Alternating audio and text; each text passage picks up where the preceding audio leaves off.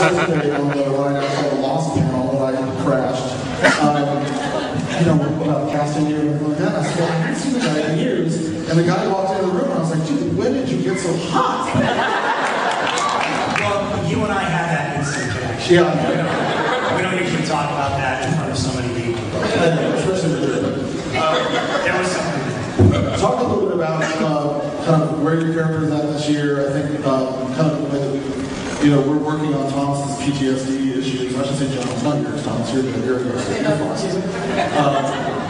I mean, I think, you know, what I love about Derek's character is he sort of represents the future war. He's sort of the only human that we've really spent any time in the future war that we spend any time with. And I think that seeing kind of the effects of that keep the stakes alive for our audience, and I think it's a very emotional character. Talk about that. Well, yeah, I think Derek's biggest task is just learning how to fit in and survive in the present. And, it's a world that he hasn't experienced for a long time. And, you know, it's a different place. It's an odd world for him, having a blue sky and grass and trees. And we have all these, you know, really cool moments of him just appreciating all of that.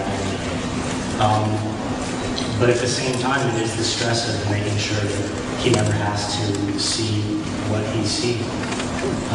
Having the scene with John in the park that we had last season, which is, I love that scene.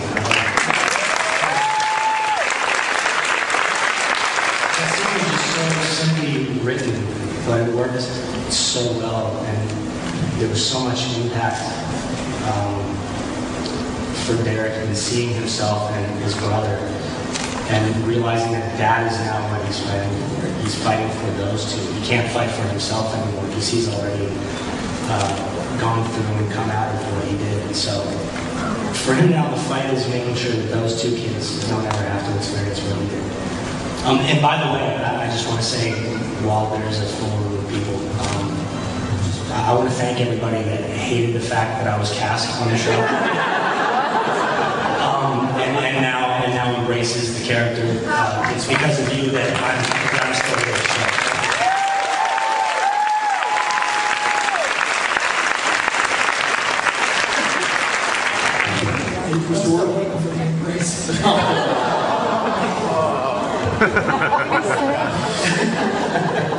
I just had to tag something back. Thanks, Thomas. I'm here at work. You really punched all that in for us. Mr. Work, do you want to talk about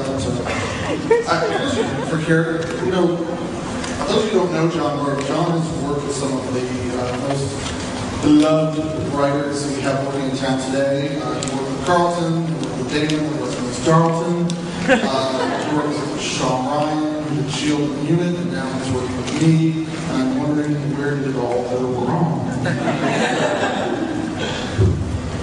Is that the question? You know, in Hollywood, your career takes one of two trajectories, up or down.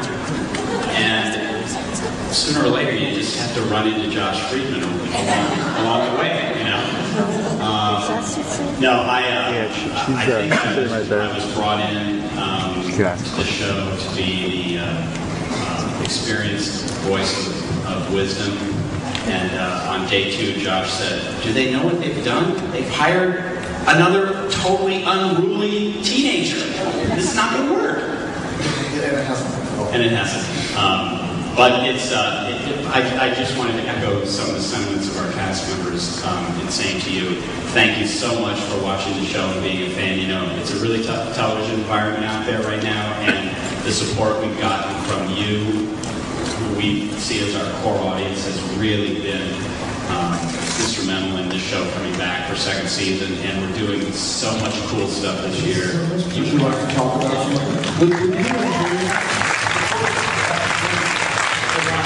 I think we're going to open it up to fans after this question, but would you and James like to discuss some of the cool things that would happen in Sarah Connor Croft in season 2? Yeah, I'll give you just a couple.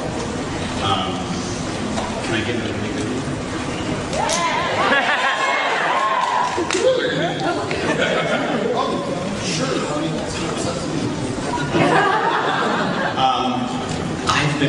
be able to say something like this for a long time.